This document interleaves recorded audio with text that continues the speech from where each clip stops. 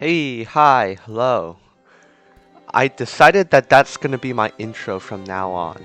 Whenever I record a video with my voice, I'm gonna always start off with, hey, hi, hello. And there's nothing you can do to stop me. In this video, as you could probably see from the title, I'm gonna be talking about the choral style of writing music. And choral style is usually made up of four different voices, those being the soprano, the alto, the tenor, and the bass, which can be shortened into SATB.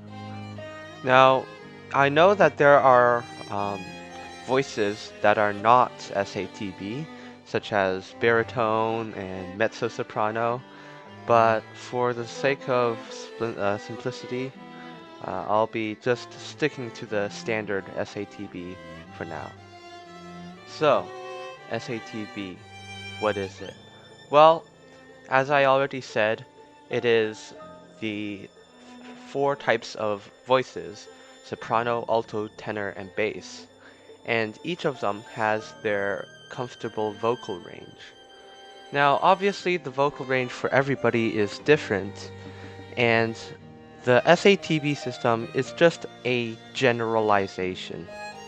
You could have sopranos that can go down to alto, altos that can go up to sopranos, and you get the point. Now, there are two ways to notate a choir.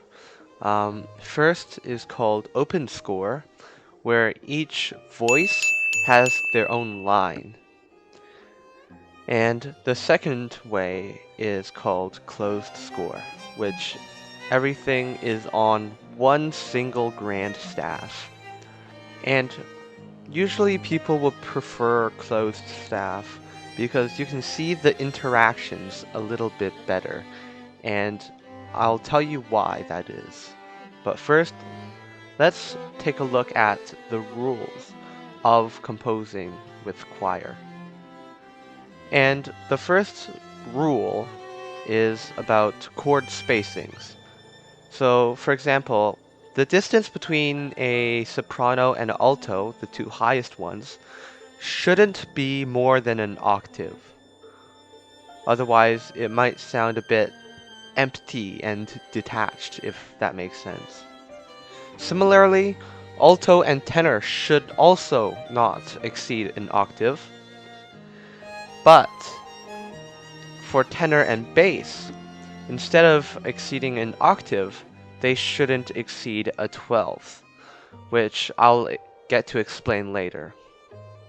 The second rule for composing with SATB is that no voice should be allowed to cross each other. So what does that mean? Well, let's say you have a soprano, and the soprano's note is C. The next note the next chord, the alto should not surpass that C. It should not be higher than that C. And that applies the same thing for soprano and tenor and bass. So all of the instruments, or voices, but you know what I mean. And the third rule of SATB comes into play when you're writing a chord on SATB. For a chord, since there are four voices and usually three notes to a chord, or I guess a triad, that means you would have to double up one of the notes of that chord. And one of the rules is that you should never double up a third or seventh. So you should always double up a tonic or a fifth. But be careful because this is just a general rule, not even like in SATB, just in general of composing. Never, ever, ever have parallel octaves or parallel fifths. This is a mistake that I've made in the past, and yeah, it resulted in some pretty awkward stuff. So don't be a towel. what am I doing? Oh, and by the way, this includes compound fifths. So, for example, if you have a fifth, but one of the notes is an octave higher or an octave lower, no, you're not bypassing this rule. Now, the reason for this is because if you have the two voices doing a parallel fifth or a parallel octave, they kind of blend together, if that makes sense. And it kind of obscures the voicing.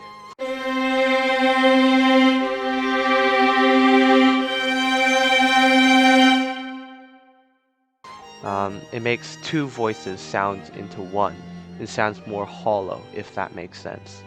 Cal, it doesn't make sense. You're just making stuff up.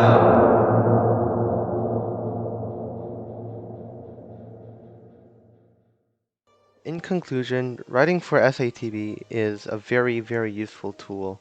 And it isn't even only for choir, for vocals. You can do it for any instrument, any ensemble of instruments. My personal favorite examples of SATB is in church music. For example, Te Deums by Charpentier, by Berlioz. They're all very nice. And so that pretty much sums up SATB. Obviously, it's just surface level, and if you want to dive deeper, um, do that because it's pretty useful.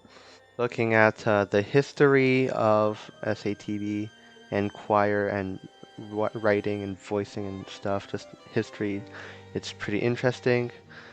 And yeah, in the future for my channel, I plan on making more of these kind of videos talking about composition instead of solely doing composition.